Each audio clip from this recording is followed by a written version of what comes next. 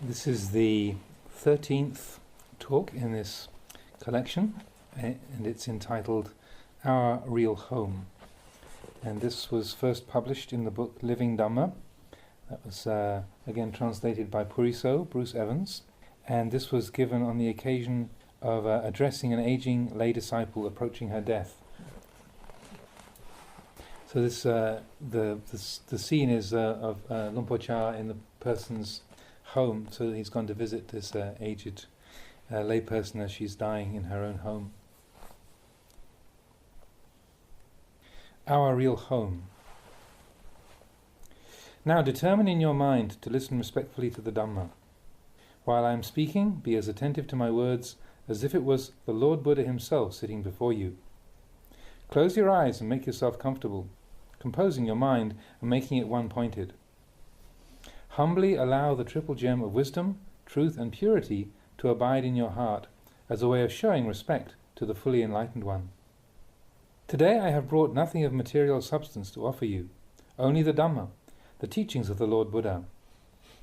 You should understand that even the Buddha himself, with his great store of accumulated virtue, could not avoid physical death. When he reached old age, he ceded his body and let go of the heavy burden. Now, you too must learn to be satisfied with the many years you've already depended on the body. You should feel that it's enough.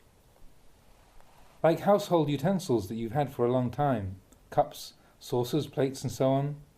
When you first had them, they were clean and shining. But now, after using them for so long, they've started to wear out. Some are already broken, some have disappeared, and those that are left are wearing out. They have no stable form. And it's their nature to be that way. Your body is the same. It's been continually changing from the day you were born, through childhood and youth, until now. The Buddha said that conditions, whether internal, bodily conditions, or external conditions, are not self. Their nature is to change. Contemplate this truth clearly. This very lump of flesh lying here in decline is reality, Satya Dhamma. The facts of this body are reality. They are the timeless teaching of the Lord Buddha. The Buddha taught us to contemplate this and to come to terms with its nature. We must be able to be at peace with the body, no matter what state it's in. The Buddha taught that we should ensure that it's only the body that is locked up in jail and the mind is not imprisoned along with it. Now, as your body begins to run down and wear out with age, don't resist, but also don't let your mind deteriorate along with it. Keep the mind separate. Give energy to the mind by realizing the truth of the way things are. The Lord Buddha taught that this is the nature of the body. It can't be any other way. Having been born, it gets old and sick, and then it dies. This is a great truth that you are presently witnessing. Look at the body with wisdom and realize this. If your house is flooded or burnt to the ground, whatever the threat to it, let it concern only the house. If there's a flood, don't let it flood your mind. If there's a fire, don't let it burn your heart. Let it be merely the house, that which is outside of you that is flooded or burned. Now is the time to allow the mind to let go of attachments. You've been alive a long time now. Your eyes have seen any number of forms and colours. Your ears have heard so many sounds. You've had any number of experiences. And that's all they were, experiences. You've eaten delicious foods, and all those good tastes were just good tastes, nothing more. The bad tastes were just bad tastes, that's all. If the eye sees a beautiful form, that's all it is, a beautiful form. An ugly form is just an ugly form. The ear hears an entrancing, melodious sound, and it's nothing more than that. A grating, discordant sound is simply that.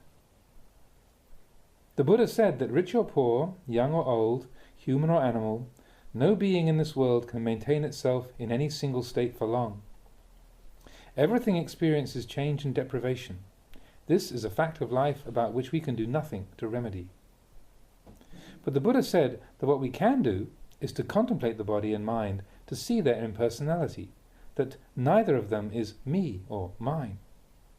They have only a provisional reality. It's like this house. It's only nominally yours. You couldn't take it with you anywhere.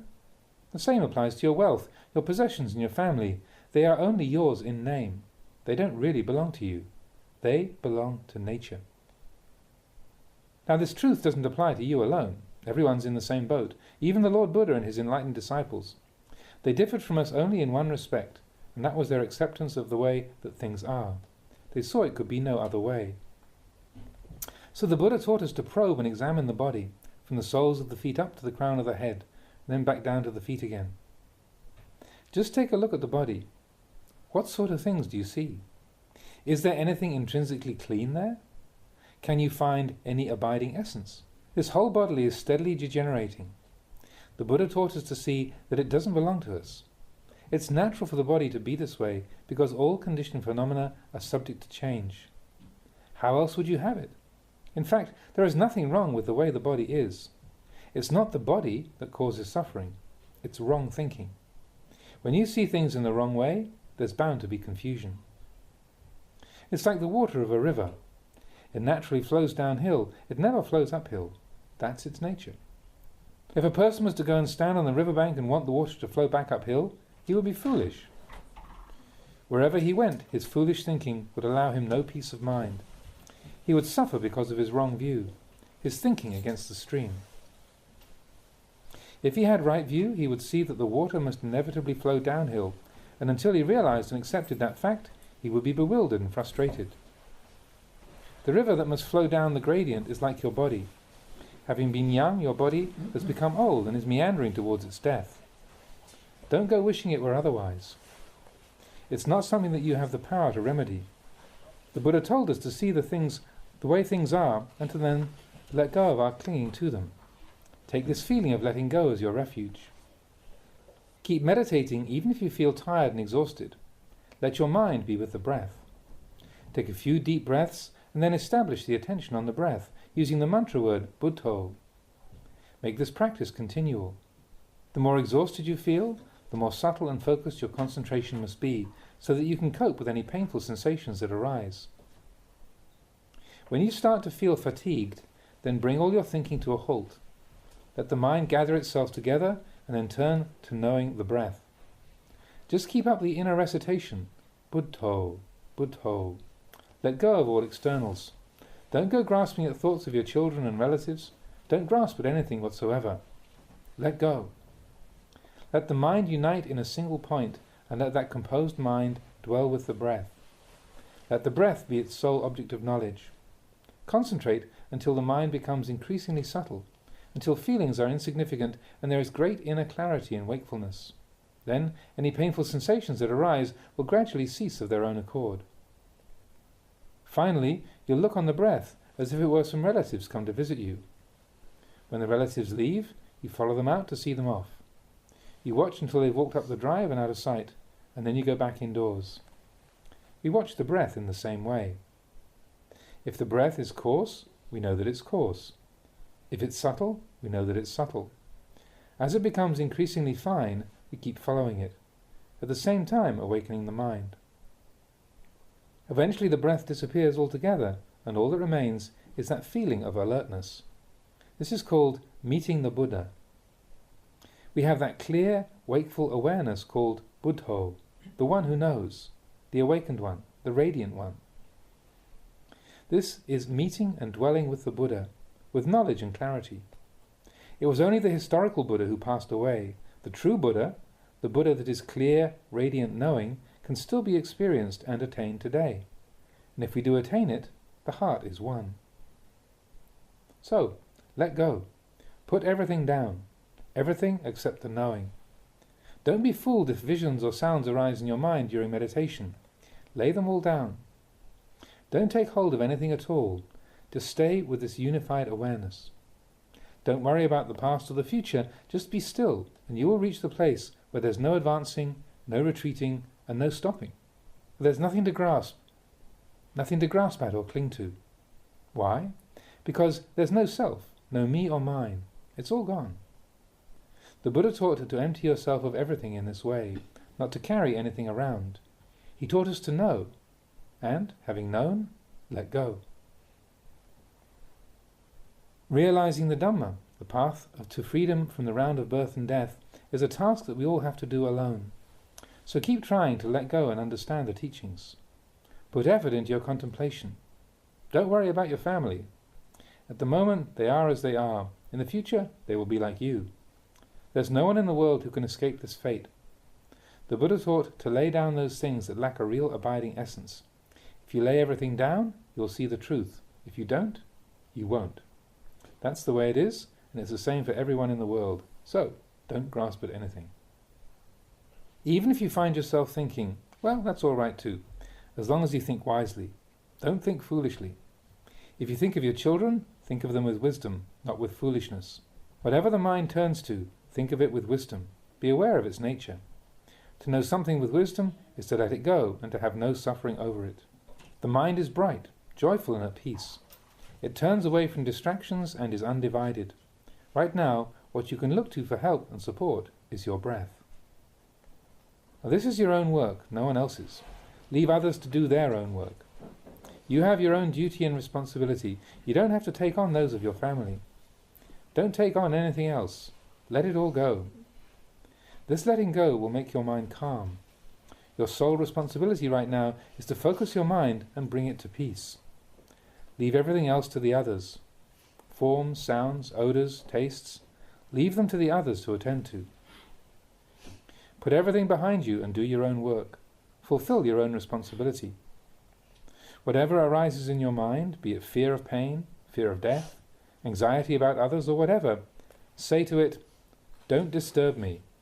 You are no longer any concern of mine."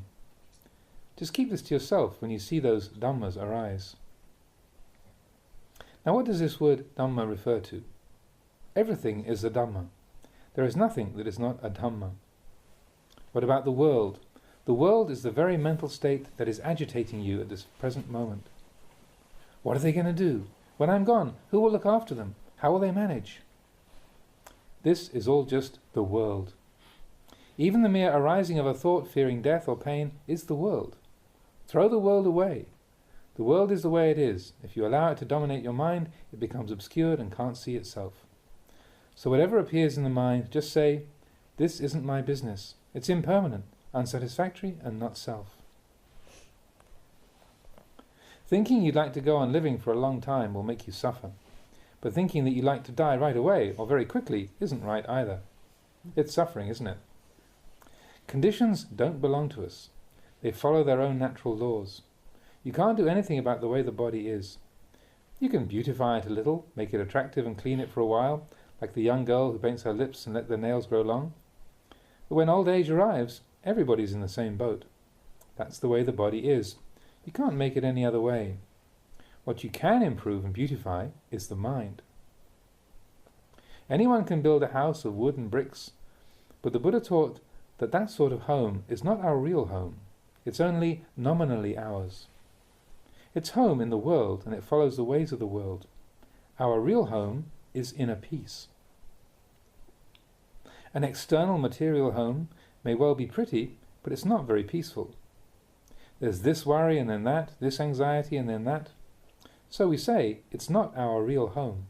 It's external to us. Sooner or later we'll have to give it up. It's not a place we can live in permanently because it doesn't truly belong to us. It belongs to the world. Our body is the same. We take it to be a self, to be me and mine, but in fact it's not really so at all. It's just another worldly home. Your body has followed its natural course from birth, and now that it's old and sick, you can't forbid it from being that. That's the way it is. Wanting it to be any different will be as foolish as wanting a duck to be like a chicken. When you see that that's impossible, that a duck must be a duck and a chicken must be a chicken, and that the bodies have to get old and die. When you see this, you will find courage and energy. However much you want the body to go on lasting, it won't do that.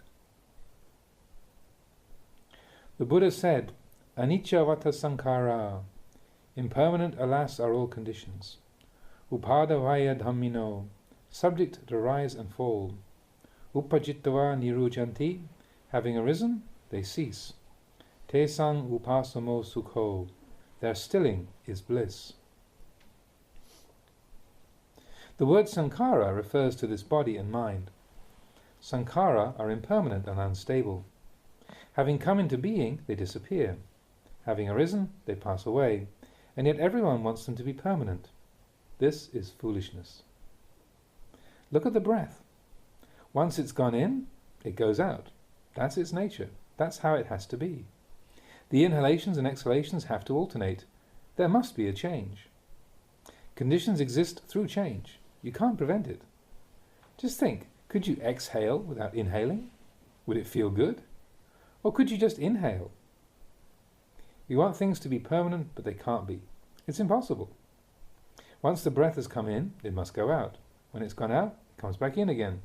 And that's natural, isn't it? Having been born, we get old and then die. And that's totally natural and normal.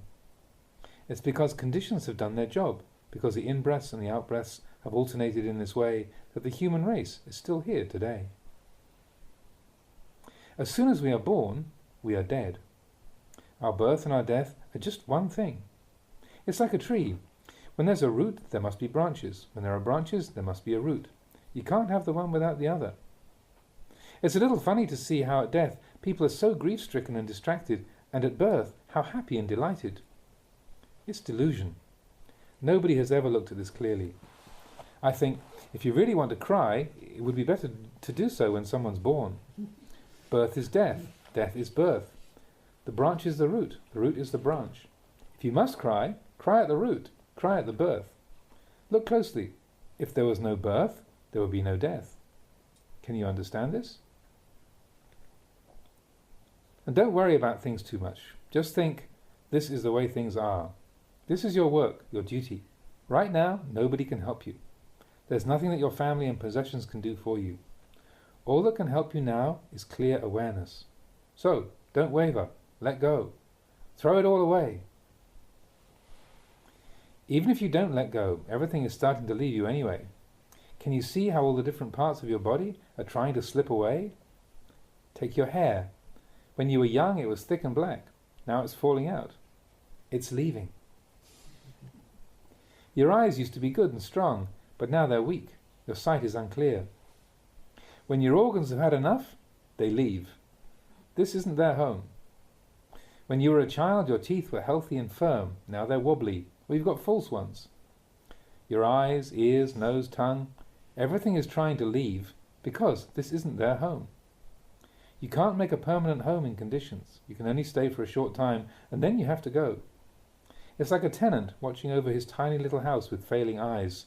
His teeth aren't so good, his eyes aren't so good, his body's not so healthy. Everything is leaving. So you needn't worry about anything, because this isn't your real home. It's only a temporary shelter. Having come into this world, you should contemplate its nature. Everything there is preparing to disappear. Look at your body. Is there anything there that's still in its original form? Is your skin as it used to be? Your hair? They aren't the same, are they? Where has everything gone? This is nature, the way things are. When their time is up, conditions go their way. In this world, there is nothing to rely on. It's an endless round of disturbance and trouble, pleasure and pain. There's no peace. When we have no real home, we're like aimless travellers out on the road, going here and there, stopping for a while and then setting off again. Until we return to our real homes, we feel uneasy. Just like a villager who's left his village. Only when he gets home can he really relax and be at peace. Nowhere in the world is there any real peace to be found. Poor have no peace, and neither do the rich. Adults have no peace, neither do the highly educated. There's no peace anywhere. That's the nature of the world. Those who have few possessions suffer, and so do those who have many. Children, adults, old and young, everyone suffers. The suffering of being old, the suffering of being young, the suffering of being wealthy, and the suffering of being poor, it's all nothing but suffering. When you've contemplated things in this way, you'll see aniccang, impermanence, and dukkhang, unsatisfactoriness. Why are things impermanent and unsatisfactory? Because they are anatta, not self. Both your body that is lying sick and in pain and the mind that is aware of it, its sickness and pain, are called Dhamma. That which is formless, the thoughts, feelings and perceptions, is called Nama Dhamma. That which is racked with aches and pains is called Rupa Dhamma. The material is Dhamma and the immaterial is Dhamma. So, we live with Dhamma, in Dhamma, and we are Dhamma. In truth, there is no self to be found. There are only Dhammas continually arising and passing away, as is their nature. Every single moment we're undergoing birth and death. This is the way things are. When we think of the Lord Buddha, how truly he spoke, we feel how worthy he is of reverence and respect. Whenever we see the truth of something, we see his teachings, even if we've never actually practiced the Dhamma. But even if we have a knowledge of the teachings, have studied and practiced them, as long as we still haven't seen the truth, we are still homeless. So, understand this point. All people, all creatures are preparing to leave. When beings have lived an appropriate time, they must go on their way. Rich, poor, young and old must all experience this change. When you realize that's the way the world is, you'll feel that it's a wearisome place. When you see that there's nothing real or substantial that you can rely on, you'll feel wearied and disenchanted. Being disenchanted doesn't mean that you're averse. The mind is clear. It sees that there's nothing to be done to remedy this state of affairs. It's just the way the world is. Knowing in this way, you can let go of attachment. You can let go with a mind that is neither happy nor sad, but at peace with conditions through seeing their changing nature with wisdom. Anicca vata sankhara. All conditions are impermanent. To put it simply, impermanence is the Buddha. If we truly see an impermanent condition, we'll see that it's permanent. It's permanent in the sense that its subjection to change is unchanging. This is the permanence that living beings possess. There is continual transformation, from childhood through to old age, and that very impermanence, that propensity to change, is permanent and fixed. If you look at it like this, your heart will be at ease. It's not just you who has to go through this. Everyone has to. When you consider things in this way, you'll see them as wearisome, and disenchantment will arise. Your delight in the world of sense pleasures will disappear. You'll see that if you have many possessions, you have to leave a lot behind. If you have a few, you leave few behind.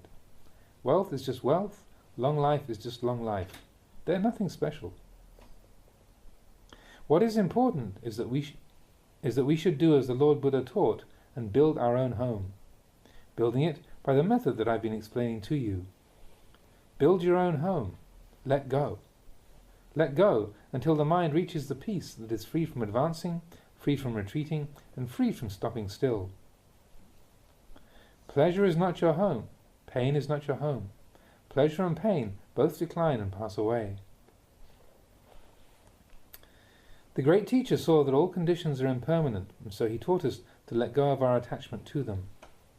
When we reach the end of our life, we'll have no choice anyway. We won't be able to take anything with us. So wouldn't it be better to put things down before then? They're just a heavy burden to carry around. Why not throw off that load now? Why bother to drag these things around? Let go. Relax. Let your family look after you. Those who nurse the sick grow in goodness and virtue. The patient who is giving others that opportunity shouldn't make things difficult for them. If there's pain or some problem or other, let them know and keep the mind in a wholesome state. One who is nursing parents should fill his or her mind with warmth and kindness and not get caught up in aversion. This is the one time you can repay your debt to them. From your birth through your childhood as you've grown up, you've been dependent on your parents. That you are here today is because of your mother and your father, and they have helped you in so many ways. You owe them an incredible debt of gratitude. So today, all of you children and relatives gathered together here, observe how your mother has become your child. Before, you were her children. Now, she has become yours. She has become older and older until she's become a child again. Her memory goes. Her eyes don't see well. Her ears aren't so good. Sometimes she garbles her words. Don't let it upset you. You who are nursing the sick must know how to let go also. Don't hold on to things. Just let her have her own way. When a young child is disobedient, sometimes the parents let it have its own way just to keep the peace, just to make it happy. Now, your mother is just like that child. Her memories and perceptions are confused. Sometimes she muddles up your names or asks you to bring a cup when she wants a plate. It's normal. Don't be upset by it. Let the patient bear in mind the kindness of those who nurse and patiently endure the painful feelings. Exert yourself mentally. Don't let the mind become scattered and confused, and don't make things difficult for those looking after you. Let those who are nursing fill their minds with virtue and kindness. Don't be averse to the unattractive side of the job, cleaning up the mucus and phlegm, urine and excrement. Try your best. Everyone in the family should give a hand. As she is the only mother you have, she gave you life. She's been your teacher, your doctor, and your nurse. She's been everything to you. That she's brought you up, shared her wealth with you, and made you her heir is the great goodness of parents. That's why the Buddha taught the virtues of katanyu and katavedi, knowing our debt of gratitude and trying to repay it. These two dhammas are complementary. If our parents are in need, unwell, or in difficulty, then we do our best to help them. This is katanyu katavedi, the virtue that sustains the world. It prevents families from breaking up and makes them stable and harmonious. Today I have brought you the gift of Dhamma in this time of illness. I have no material things to offer you. There seem to be plenty of those in this house already, and so I give you the Dhamma, something which has lasting worth, something which you'll never be able